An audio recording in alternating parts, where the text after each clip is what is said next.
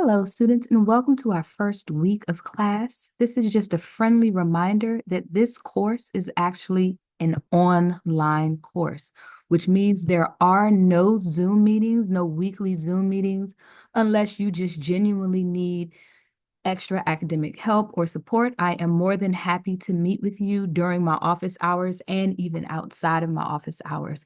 But let me give you a quick overview of how to get through our site. So you're simply going to enter our EGL 1010 section D005 course. And the number one area you're going to visit is going to be modules. Under the modules area, you will see that there is a folder called weekly lessons.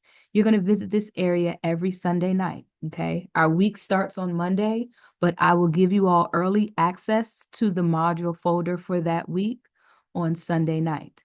So if you were to have come here Sunday night or even today, Monday, you'll see that there are learning materials that you should be reading throughout the course of this week. Something you should know is that a majority of your assignments are going to be due Sundays by 11:59 p.m. So what that means is you technically have all week long to go through these learning materials. So this newsletter, you're going to watch that video. You're going to read through the agenda. Here, it gives you instructions to read through the syllabus extensively, and you can find that over here on the left. And then there's an area that talks about Howard Gardner's multiple intelligences theory. There's a quick video on it. And then there are some chapters on the writing process, essentially. So you have to read through all of those chapters. Now, this is where AI can actually come in to assist, right? If you wanted to take one of these chapters and put it through a website like naturalreaders.com, or sorry, natural reader, sorry, no S.com. This is a website where when you're exhausted, okay, maybe I just need to Google natural reader. Okay, what is it? It is readers. Oh, I was in the right place. Okay. So it's called naturalreaders.com. And what I love about this website is that essentially you can attach it to whatever text that you have to read, and they will read it for you. This is something that I do when I'm a little tired. My brain is fried. I've been working all day, but I know I need to get work done. So whether you read these chapters manually or whether you use sites to assist you, just know you need to read those chapters. Now, this is my how to annotate lecture, and it is important that you watch that video because you will be annotating an article this week. And then there's MLA information as well. So as you can see, this is a lot of information, a lot, which is why it's important for you to pace yourself, do a little bit each day. All right, when you click next, then that will take you to our warm up for the week. And that is simply to sign up for my text alerts, okay? There are going to be times where you want extra help outside of my office hours. And I agree that that is appropriate. So all you have to do is simply send me a text message. You do not need to download the Remind app or anything like that. All you have to do is just open up your text messages, create a new message, and in the phone number box, you're going to put 81010.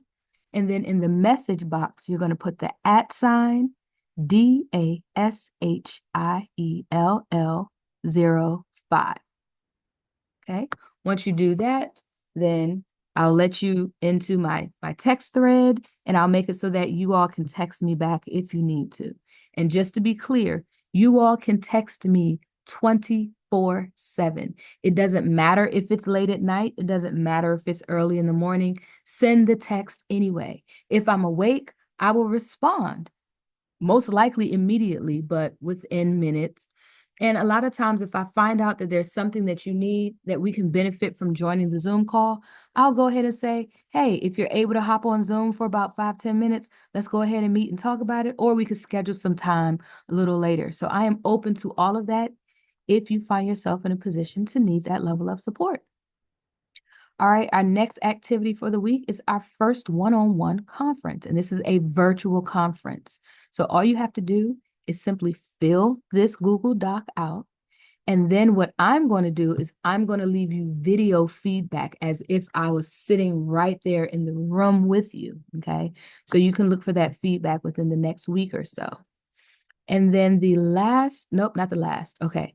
Another assignment you're going to do is you are going to take the multiple intelligences test.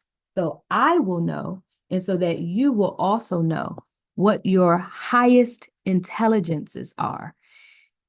The intelligences are simply the unique ways that each of us learn as, independent people. So, for example, my top three intelligences are musical, visual, and kinesthetic. Musical means music helps me learn. As a person in real life, music helps me learn. Visual, obviously, that means I benefit from pictures, images, videos, and those types of things. And then kinesthetic, that basically means I'm a hands-on learner. I do well with hands-on activities as opposed to just sitting at my desk bored and unmotivated. So this test will help give me extra insight into who you are as an individual and who you are as a learner. So make sure when you get your results, you screenshot them or copy and paste them. Let me show you how to submit this. So I'm going to actually switch to view as a student. I actually love doing tutorials because sometimes our teachers just assume that we know what we're doing. All right, so when you take this, you can actually take it directly from Canvas. And it's not like a test, like an A, B, C, D grade type of test. This is just an assessment to let us know what type of learner you are and what strategies, what studying strategies and what academic strategies in general you will best benefit from. So notice I'm putting in a bunch of fake answers right now just because I want you to see what the final report looks like. Okay, just give me a few more moments. There are a lot of these, as you can see. There are about 60 something, if I'm not mistaken. So I just have a few more to get through. All right, while I'm doing this, let me go ahead and explain that this assignment is actually what I would consider process work. If you were to look at the syllabus, you'll see that there are a variety of assignments that we're going to have this semester, but most of your assignments are going to fall under the process work category because all the other assignments on that list on your syllabus, those are the major project/essays that are going to go in the grade book. So these smaller assignments go under the process work category. So please make sure you're getting your assignments in. All right, so when you are done, you're going to click the gray Find My Strengths button. And as you can see, based on these answers, this person's highest intelligence is naturalistic. Their second highest is intrapersonal. And then their third highest is kinesthetic. So at this point, what you need to do as a student is, I would suggest just copying and pasting. Just click and drag. At least give me your top three, but if you can give me all of them, that would be great. I just press Control-C to copy, or you can right-click and copy. And you're simply going to scroll to the bottom. And you see where it says text. You can click that. Now, obviously, if you take a screenshot, then you would click the upload button so that you could upload your screenshots. But if you're choosing the copy and paste route, then choose text and then simply paste your text, and you'll see I'll be able to see your results the same way you were able to. Then you're going to click the blue Submit Assignment button, and voila, you are done. Okay, so this assignment is due, once again, 11:59 this Sunday. You see the due date right there. Always make sure you pay attention to the due dates. And then the only other assignment you have to do this week is you need to annotate this, well, read and annotate this social anxiety article, because this is going to be the topic of our first essay for the course. So whenever you're doing an annotation that is built into Canvas, first, let's be clear on what an annotation is. It's when you're reading the text and you're simply highlighting and writing and putting that on the actual text to capture your thoughts. so that if a stranger came by and looked at your annotations, they'll be able to tell exactly what you were thinking at every single point of reading that article. That is how I will judge your reading comprehension skills. If I give you an article and I know that that article has, say, for example, 11 main ideas or 15 main ideas, and you do your annotation and turn it in, and you only have one or two main ideas identified, then that lets me know I need to offer more support or more education to help you hone that skill a little better. Okay.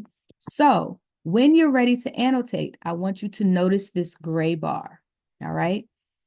When you annotate, some of the things that you're going to annotate are, and I'm going to pull up our newsletter or our learning materials because that is where the information can be found. Okay, so let me try this another way. Modules, and let's go back to the learning materials area. Okay, so week 1, learning materials. If you scroll to the bottom where it starts talking about annotation, then you'll see where I'm getting that information from right here, how to annotate. Do you see why?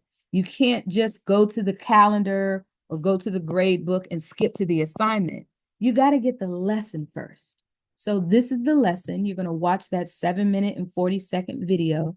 And then I put text here to remind you or to basically capture the major things you're going to highlight and write down when you're annotating. You're going to identify all main ideas. You're going to identify supporting details. Your authors are going to make many claims. They're going to make many statements. And your job is to vet them to make sure that these statements are true. And one way you can do that is by looking to see how they support their statement. If they make a statement and it's clear that it's an opinion, then that's something we obviously don't want to pay attention to. But if they make a statement and they support their point with facts and evidence from an actual research study, then by all means, this is a person that's probably more credible and we can put our faith in their word. Another thing that you're going to identify is you're going to identify any questions you had as you were reading. And this is actually a difficult step for many students because we're so used to just reading straight through from top to bottom. Well, you're in college now. You will no longer be reading straight through from top to bottom. And if you are, that means you are a very low level reader. And that's not what we want. You should be an active reader. An active reader is someone who knows that a true reading process is reading, stopping, going back, rereading, asking questions, processing, thinking, analyzing. All of this goes into active reading. So you should be asking questions throughout the entire article as you read. This is also my number one favorite thing to do when I'm forced to read an academic text that bores me to smithereens. At least if I force myself to ask questions, that gives me something to look forward to. And I turn it into a little game like, oh, let's see if I can find any answers to any of my questions. You also can write down any reactions you have. If your reaction to reading something is OMG, that is totally me, then you highlight that sentence that gave you that feeling and you draw an arrow next to it and you write the words OMG, that totally sounds like me. So write down your reactions. And for those of you all who like to use potty words, guess what? I don't mind. The only ones who are going to see your annotations are me and you. And if that's what you were feeling at the time, then by all means, write it down. The last thing you're going to do is you're just going to pay attention to any vocabulary that you may see that you're unfamiliar with so that you can look at the context clues and try and guess what that word means. And of course, you can always confirm, with the dictionary later. So going back to your annotation assignment, how will you actually annotate this? It's very simple. When you're ready to ask a question, you're going to highlight the text that you want to highlight. And then you see right here, there's an actual highlighter button on the gray toolbar. You're going to click that button. You see that? It highlighted it for me. Now on the left, as you can see, you can change the color. So for those of you all who like to color code, you're more than welcome to. You do not have to, but you're more than welcome to. And then over here on the right, you're going to click the chat bubble so that you can add your comment. So let's say I'm forcing myself to ask a question. Let's say the question I have is, how will I know if I suffer from an abnormal amount of social anxiety? So that's just a question that I naturally have about this topic, and I am looking for the article to answer that question. Now, let me show you an example of what a main idea might look like, okay? All right, so let's look at this paragraph right here where it says people with social anxiety will differ from each other with respect to the range and severity of their problems. Guess what? Doesn't that sound like a main idea? Doesn't that sound like a main point the author's trying to make about social anxiety? I mean, that's what it sounds like to me. So I'm going to go ahead and highlight this, and I'm going to click the chat bubble, and I'm simply going to put MI for main idea. If you don't do anything else, please at least identify all of the main ideas in this article. As you can see, it's not the longest article in the world, but that's a lot of main ideas, okay? So make sure you identify all of the main ideas. Make sure you're asking questions, and more than anything, have fun with it and put all of your reactions. If they're describing something and it makes you think about cousin Nene, then write that down. That sounds like cousin Nene. You know, engage, connect with the text as best as you can. So hopefully this was helpful for you in terms of getting started for week 1. And once again, if you all have any questions or need any support, you can always join my office hours, which I will be on this Zoom link right here. If you go to your home page, our Zoom link is right there at the top. We'll use the same Zoom link every time. My office hours, my virtual office hours, are Mondays and Wednesdays, pretty much from 4:45 until 6 o'clock. Now, give me a couple minutes if I'm not there exactly at 4:45, sorry, because I'm going to be leaving my previous class and it might take me a minute or two to get back to my room. But essentially, from 4:45 till about 6 p.m. on Mondays and Wednesdays, you all don't even have to ask. You can just drop into my Zoom link and ask me any questions at any point. Now, if you would like a scheduled meeting with me, then that's when you would just simply send me a text and I would text back and we'll find a time that is convenient for us to both jump on the Zoom call. So thank you all so much. Don't forget to turn your assignments in by Sunday, 11:59. And because I hit you all with so much work this week, I'll try to take it easier on you all next week because I know you all had a lot of readings this week. So thank you in advance for your diligence, and feel free to contact me if you have any questions. My email address is dashiesm@pgcc.edu. All right, have a great day, everyone.